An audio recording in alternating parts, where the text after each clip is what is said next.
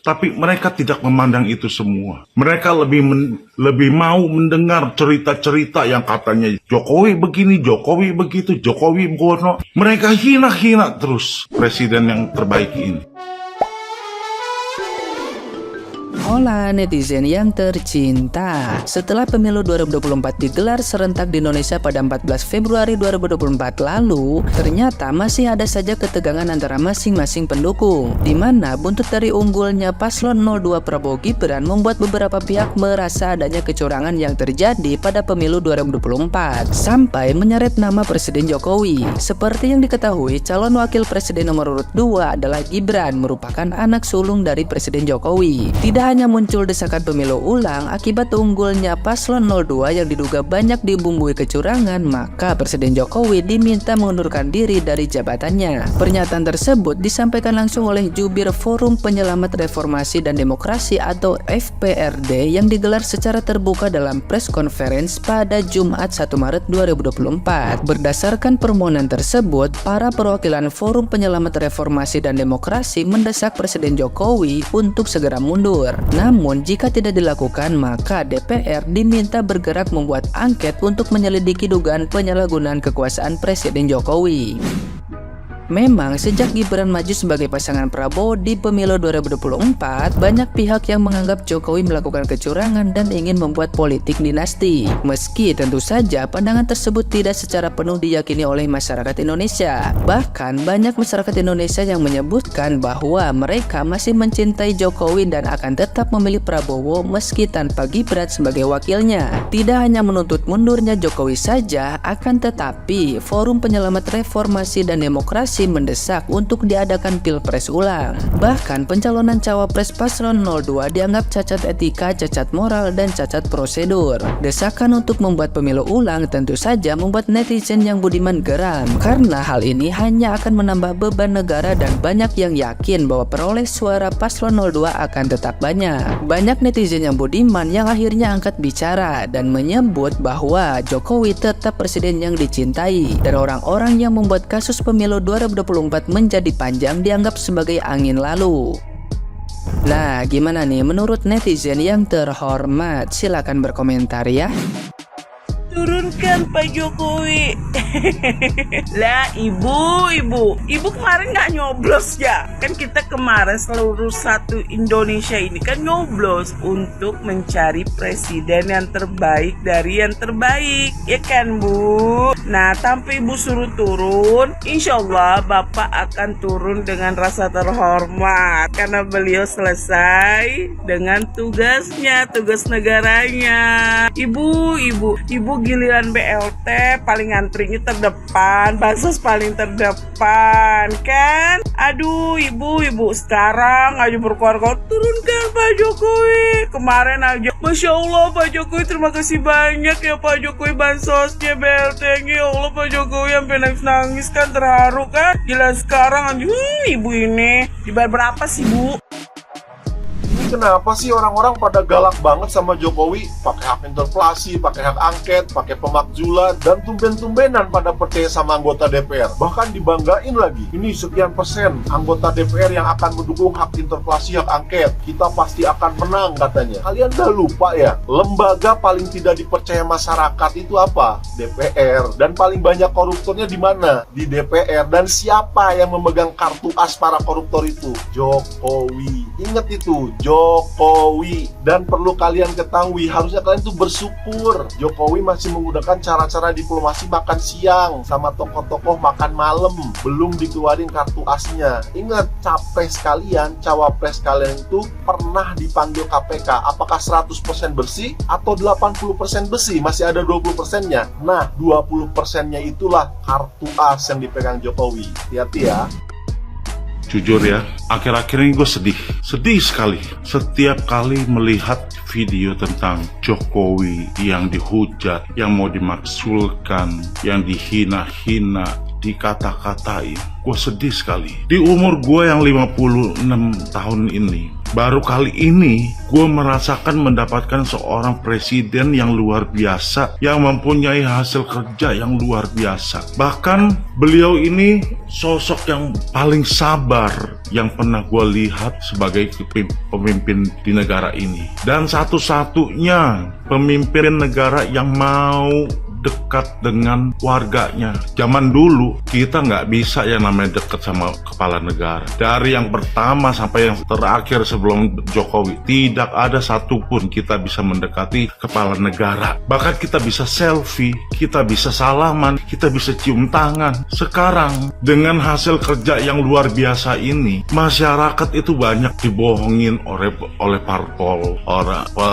elit-elit politik dengan membuat skenario yang sedemikian rupa yang sehingga mereka bisa membuat masyarakat ini membenci Jokowi. Termasuk relawan-relawan yang dulu berjuang bersama gue. Entah otak mereka di mana gue juga nggak ngerti. Mereka sebenarnya sudah melihat transisi dari presiden sebelum Jokowi sampai sekarang ini. Transisi pemerintahan itu seperti apa mereka sudah lihat. Hasil kerja dari presiden yang dulu sampai sekarang itu bisa terlihat dengan jelas. Tapi mereka tidak memandang itu semua. Mereka lebih mau mendengar cerita-cerita yang katanya Jokowi begini, Jokowi begitu, Jokowi gono. Mereka hina-hina terus presiden yang terbaik ini. Jujur, gue pernah mengkritik kinerja dari Pak Jokowi, tapi gue nggak pernah menghina, ya. Gue nggak pernah menghina sama sekali. Dan akhirnya gue juga sadar, Jokowi tidak bisa bergerak terlalu bebas karena semua kebijakan itu semua diatur dan harus sesuai dengan keputusan dari DPR. Jadi kalian yang membenci Jokowi, harusnya kalian berpikir apa yang sudah dilakukan para anggota DPR ini. Dan notabene lebih banyak itu dari PDIP. Kenapa kebijakan segala macam itu bisa menjadi seperti ini, seperti itu. Termasuk rencana undang-undang perampasan aset yang sudah digaungkan oleh Jokowi dari tahun 2019. Kalian harusnya mikir, kalau misalnya Pak Jokowi itu memang mempunyai nafsu dalam berkuasa, ya, untuk mendapatkan keuntungan, dia nggak mungkin mengajukan RUU perampasan aset pertama. Terus kedua, Pak Jokowi sudah pernah menolak untuk 3 periode yang diusulkan orang-orang. Gue benar-benar berharap dengan segenap hati gue, ya guys, untuk kalian yang suka membenci Pak Jokowi, menghina-hina dia, ya, please, jadilah orang yang mempunyai hati. Jadilah manusia yang bisa melihat kebaikan dan prestasi orang. Harusnya kalian lebih sensitif dalam melihat situasi, ya. Jangan hanya mengikuti kabar-kabar ini, kabar itu. Tanpa Jokowi, Indonesia itu belum seperti sekarang ini. Ingat, guys, mau bukti, hitung aja berapa banyak yang sudah dikorupsi dari PDIP. Coba hitung berapa banyak. Terus selama COVID, semua masih bisa berjalan dengan lumayan baik karena Pak Jokowi berpikir dengan keras bagaimana cara untuk kita bisa bertahan dalam COVID. Itu prestasi, coy. Negara lain banyak yang nyungsep, sumpah. Dan lo orang yang berdemo, demo. Kalau kalian memang membenci Jokowi, bersumpahlah untuk memuntahkan semua bantuan-bantuan yang sudah digelontorkan pemerintah, ya. Jangan cuma mau makan bantuannya doang, tapi abis itu lu hina dan lu benci sama kepala negaranya. Oke, salam waras.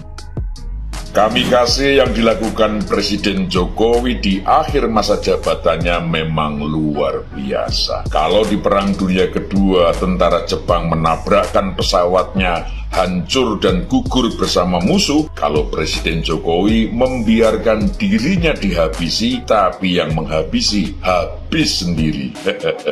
Memang tidak ada ketentuan, martir harus mati. Berjibaku tidak berarti bunuh diri. Semua itu tergantung pada kecerdasan dan hitungan strategi dengan akurasi yang tinggi. Tak ada manuver yang tak diperhitungkan resikonya. Tak ada langkah yang tak diprediksi dampaknya. Semua terpetakan dengan cermat, teliti, dan terukur hasilnya. Setiap reaksi dipelajari dan dikalkulasi. Setiap agresi di-counter dan dihadapi dengan jeli. Strategi sudah disiapkan seperti jawaban soal multiple choice. Plan A meleset, pakai plan B. Plan B meleset, pakai plan C. Plan C gagal, pakai plan A atau B yang telah di-upgrade. Hasilnya cespleng. Sukses dengan meminimalisasi collateral damage atau dampak kerusakannya. Sebelum pemilu pemilu, serangan soal MK dan isu politik dinasti terbukti tidak membuat Pilpres dan pemilu terhambat. Kebencian yang bertubi-tubi ditembakkan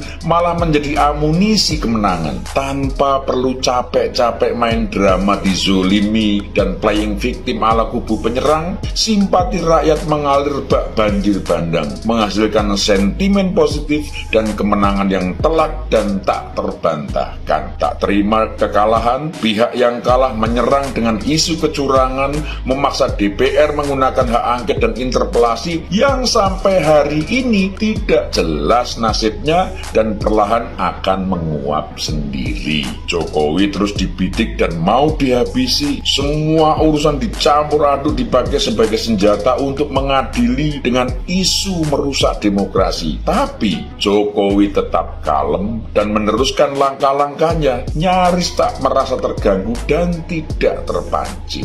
Gejolak yang terjadi sebelum Pilpres dan setelah Pilpres ibarat riak ombak yang bergulung silih berganti tanpa henti. Tapi setiap riak akan surut dan kembali ke laut. Dan strategi Jokowi adalah karang. Tak ada rumusnya, karang hancur diterjang ombak yang datang berulang kali. Hantaman ombak justru membantu karang menemukan bentuknya yang paripurna. Jadi buat teman-teman yang masih belum kebal terhadap serangan proksi, hasutan, dan hoax, cobalah ingat satu hal sederhana. Pemimpin kita telah memperhitungkan semuanya dan bukan hanya menghitung, tapi juga telah mempersiapkan solusi untuk mengatasinya. Hanya dengan tetap tenang, optimis, dan rasional, kita bisa membantu mengatasi kegaduhan yang masih ada ini surut dan kembali seperti semula. Sekali lagi yang harus kita yakini, Indonesia baik-baik saja dan akan segera kembali normal seperti sedia kala. Pandemi yang dahsyat melanda dunia saja bisa dihadapi dengan sempurna, apalagi cuma kegaduhan yang dipicu oleh kelompok yang kecewa dan tidak mampu menerima kekalahannya. Jelas tidak seberapa. Usulan hak angket dan sejenisnya adalah gertakan yang faktanya tidak mudah untuk direalisasikan, apalagi kalau tujuannya untuk memakzulkan, jelas makin ngawur dan melebar kemana-mana. Saya ingin menutup video ini dengan sebuah analogi sederhana. Kemarahan itu meski sering terlihat seram dan mengerikan, tapi akan surut saat logika dan rasa kembali pada tempatnya. Air yang keruh akan kembali jernih ketika kotorannya telah mengendap. Singkirkan kekhawatiran, buang rasa cemas dan ketakutan, karena kata orang tua, itu semua menunjukkan kelemahan iman kita. Mari bantu memulihkan keadaan dan membantu pulihnya ketenangan. Kita tak punya waktu untuk huru-hara. Kita tak boleh membuang energi hanya untuk meributkan syak wasangka. Biarkan para pemimpin bekerja dan kita sebagai rakyatnya membantu dengan cara sederhana yang kita bisa. Menjaga kerukunan, menguatkan persaudaraan, bergandengan tangan dalam perbedaan dan menjadikan itu sebagai kekuatan. Indonesia aman, Indonesia tentram. Semoga bermanfaat.